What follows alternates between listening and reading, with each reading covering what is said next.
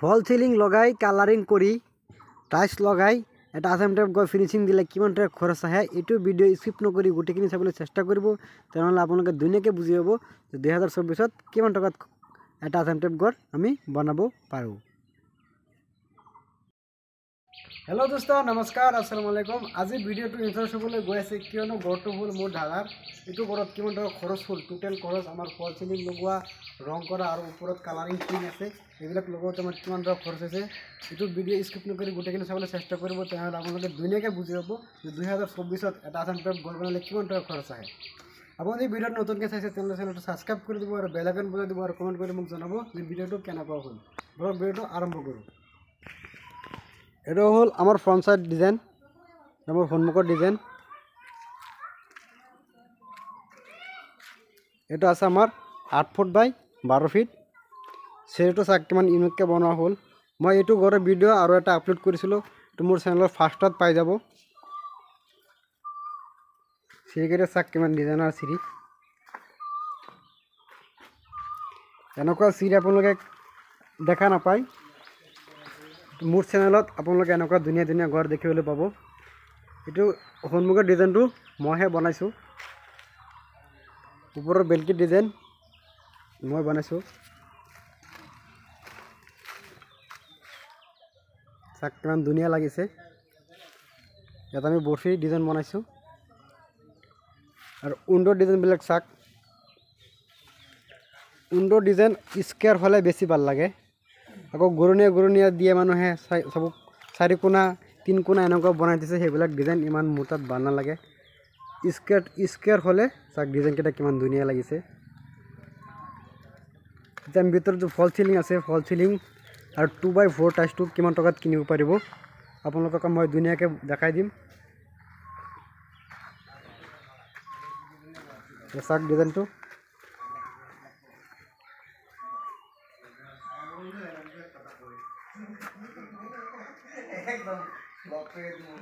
আপোনালোক যদি ৰং মিস্ত্ৰী নম্বৰ লাগে ৰং মিস্ত্ৰী লাগে বা টাইলছ মিস্ত্ৰী লাগে মোৰ লগত যোগাযোগ কৰিব পাৰিব। মোৰ ডিসক্ৰিপশনত মোৰ নম্বৰ দিয়া আছে আপোনালোকে কন্টাক্ট কৰিব পাৰে। এতিয়া আমি ভিতৰত সোমাই আছো। এটা দৰজাটো চাক দৰজা সিধা লগাই দিলে বেয়া লাগিব সেইকাৰণে আমি এই ডিজাইনটো বনাইছো লগত উইন্ডো প্লাস দরজার লগত। এটা আমার একটা বারান্দা 8 ফুট বাই এফালে আছে 8 ফিট এফালে আছে আমার 12 ফিট। এখানে আমার গ্রিল লগোয়া হল। ইয়াত আমার একটা সোফা আছে ইয়াত আর একটা হবো। এটা আমি ফল সিলিংয়ের ডিজাইনটা দেখাম লাটকিটা দিয়ে দিছো।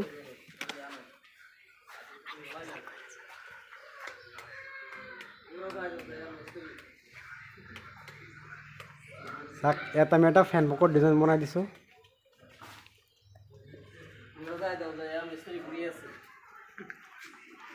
ये हल आमार रंग मिस्त्री अनेक घुरिए आछे।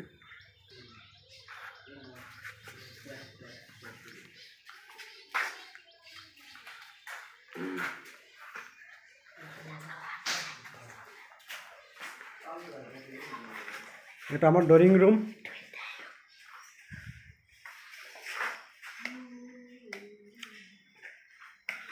চাক ফল সিলিং ডিজাইনটা কিমান ধুনিয়া লাগিছে।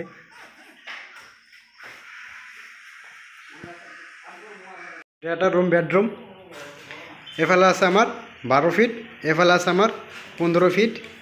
রুম গেটের সাইজ এটা আমার 4 পাটা খিড়কি এফালে আছে আমার এটা 5 পাটা খিড়কি। ফল সিলিংয়ের ডিজাইনটা চাক কিমান ধুনিয়া লাগিছে। আপোনালোকে যদি এনেকুৱা ফল সিলিং বনাবলৈ বিচাৰি আছে তেনেহ'লে আমাৰ ডিসক্ৰিপশনত কন্টাক্ট কৰিব বা ৰং মিস্ত্ৰী লাগিলে কন্টাক্ট কৰিব বা টাইলছ মিস্ত্ৰী লাগিলে কন্টাক্ট কৰিব। এতিয়া আমি কম যে 2x4 টাইলছ লগালে কিমান টাকা খৰচ আহে। এইটো হল আমার এফালে আছে 2 এফালে আছে আমার 4 2x4 টাইলছ আমার কিনোতে ধরক 350 400 টাকা বা 450 টাকাত আমার পাওয়া যায় বজাৰত পাব। এটা হল আমাৰ 2x4 দাম। আমি কালাৰিং টিং লগাইছো উপৰত কালাৰ টিং কেইটা আপোনাক দেখাই দিম।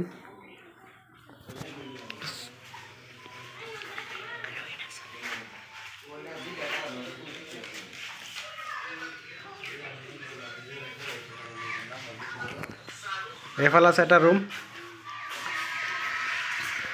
এইফালে আছে আমাৰ 12 ফিট, এইফালে আছে আমাৰ 15 ফিট।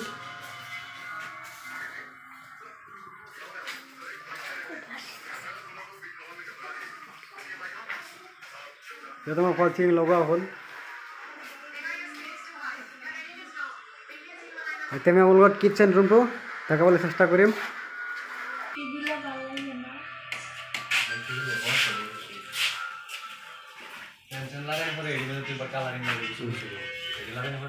চাওক কিমান ধুনীয়া লাগি আছে ফল চিলিং কেইটা। এইফালে আছে এটা ৰুম, এটা তোমাৰ ফল চিলিং ইউজ কৰা নাই।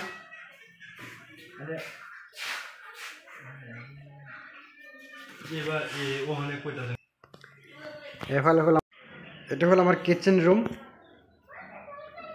ইয়াত আমাৰ বেচিং আছে, ইয়াত আমাৰ চৌকাও আহিব, ইয়াত আমাৰ চিলিণ্ডাৰ ৰাখিব। এইটো আমাৰ ফুটা ৰাখা হ'ল চিলিঙৰ পাইপটো যাবলৈ। টাইলছকেইটা চাওক কিমান ধুনীয়া লাগিছে। ইয়াত আমাৰ গ্লাছ লগাই দি বক্স বনোৱা হ'ব। ওপৰত চাওক ফল চিলিং লগোৱা হ'ল।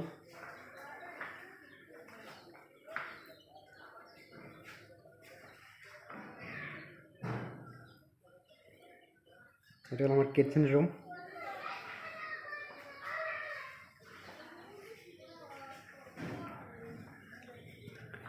এতিয়া কম আমি গড়টোত কিমান টাকা খৰচ হ'ল আমি আপোনালোকক ধুনীয়াকৈ বুজাই দিম। 2024 এটা গড় বনালে কিমান টাকা খৰচ আহে এইটো ভিডিঅ' স্কিপ নকৰি গোটেইখিনি চাবলৈ চেষ্টা কৰিব, তেনেহ'লে আপোনালোকে ধুনীয়াকৈ বুজি পাব।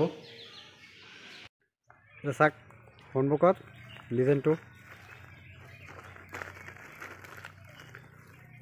গড়টোত আমাৰ 8টা ৰুম আছে, টোটেল আমাৰ 8টা ৰুম।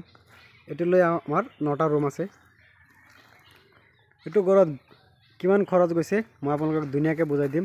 এতিয়া আমি কম যে ওপৰত কালাৰিং টিনটো লগাইছে, কালাৰিং টিনৰ দামটো আপোনাক ধুনীয়াকৈ বুজাই দিম।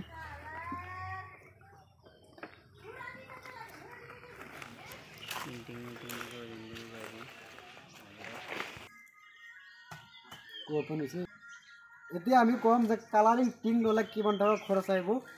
এইটো আমাৰ লৈহে কথা, কিমান ৰ আপুনি টিন লগাব। এইটো আমাৰ জিন্দাল কোম্পানীৰ টিন হয়। ইয়াৰ ওপৰত এটা প্লাষ্টিক থাকে, সেইটো আমি উঠাই দিছোঁ, উঠাই দি লগাই দিছিলোঁ। এইটো মানে বেছি হ'ল সেইকাৰণে আমি উঠাই ইয়াত থৈ দিছোঁ। এতিয়া আমি কম এইটোৰ দাম কিমান। আপুনি যদি জিন্দাল টিন 35 mm লয় বা 40 mm লয়, 40 mm হ'লে আপোনাৰ 40 টকা হ'ব, বা 35 mm লয় তেনেহ'লে 125 টকা বা 30 টকাত আপোনালোকে এভেইলেবল পাই যাব। এইটো হ'ল আমাৰ কালাৰিং টিন। 2024 এনেকুৱা দাম আছে 40 টকা, 140 টকা। এইফালে আমাৰ এইফালে থাকিব আপোনাৰ 3.5 ফুট, ইয়াত আমাৰ 1 ফুট, এইখিনিৰ দাম হ'ব 140 টকা। আপুনি যদি 10 ফুটি টিং লয়, 10 ফুটি টিং ল'লে 1400 টকা। আপোনাৰ এটা টিঙৰ দাম হ'ব 1400 টকা। 10 ফুটি টিং ল'লে 1400 টকা হ'ব আপোনাৰ জিন্দাল টিঙৰ দাম। আৰু যদি আপুনি টাটা লয়, টাটা হ'লে অলপ বেছি হ'ব। টাটা এতিয়া আপোনাৰ 160 ফিট। এইফালে ইয়াৰ পৰা এনেকৈ 1 ফিট, এইফালে থাকিব 3.5 ফিট। এইটোৰ দাম হ'ব আপোনাৰ 140 টকা। এটা আমাৰ জিন্দাল। আৰু যদি টাটা লয় তেনেহ'লে 60 টকা বা 150 টকাত আপোনালোকে পাই যাব। 10 ফুটি লয় টিংটো, 10 ফুটি হ'লে টাটা ল'লে আপোনাৰ 1500 টকা পৰিব, আৰু জিন্দাল ল'লে 1400 টকা পৰিব আপোনাৰ টিঙৰ দাম। এতিয়া আমি ক'ম যে 2x4 টাইলছ লগালে কিমান টকাত পাব, আৰু 2x2 টাইলছ লগালে কিমান টকাত আপোনালোকে পাই যাব। এতিয়া আমি ক'ম যে 2x4 টাইলছ লগালে কিমান টকা খৰচ হয়। এইটো আমাৰ 2x4 টাইলছ। এফালে আছে আমাৰ 2, এফালে আছে আমাৰ 4। 2x4 টাইলছ এইটো আমাৰ কিমান টকাত পাব। এইটো আমাৰ 400 টকা, 350 টকা, আকৌ 450 টকাত আপোনালোকে বজাৰত পাই যাব। এইটো আমাৰ ধৰক দাম কালাৰ লৈ আৰু এইটো ব্ৰেণ্ড লৈ আপোনাৰ দামটো হয়। আৰু এইটো আমাৰ 2x2 টাইলছ আছে, সেইটো আপোনালোকে 180 টকা বা 200 টকা, 150 টকাত আপোনালোকে এভেইলেবল পাই যাব।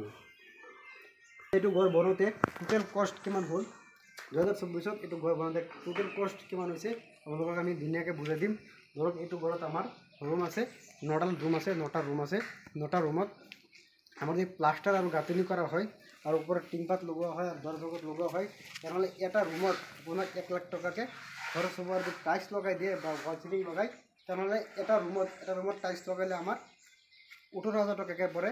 আৰু আপোনাৰ ৱাল চিলিং লগালে 18,000 বা 20,000। আপোনাৰ ৰুমটোৰ চাইজ লৈহে কথা হ'ব। আপোনালোকে মোৰ ডিছক্ৰিপশ্যনত হোৱাটছএপ নম্বৰ দিয়া আছে, মোৰ লগত কণ্টেক্ট কৰিব পাৰে। কণ্টেক্ট কৰিলে আপোনালোকক মই ধুনীয়াকৈ এছএমএছত বা কল কৰি আপোনালোকক ধুনীয়াকৈ বুজাই দিম যে ৱাল চিলিং লগালে বা টাইলছ লগাই যদি আপুনি ফিনিচিং দিয়ে 2024-ত কিমান টকা খৰচ হ'ব, আমি ধুনীয়াকৈ বুজাই দিম। ভিডিঅ'টো চাই ভাল লাগিলে চেনেলটো ছাবস্ক্ৰাইব কৰি দিব আৰু বেল আইকন বজাই দিব আৰু কমেণ্ট কৰি মোক জনাব ভিডিঅ'টো কেনেকুৱা হ'ল। আৰু যদি কিবা আপোনালোকে বুজা নাই তেনেহ'লে আপোনাক কমেণ্ট কৰিব, আপোনাক কমেণ্ট কৰি আমি আপোনাক এনচাৰটো দি দিম। ভিডিঅ'টো চোৱাত ধন্যবাদ।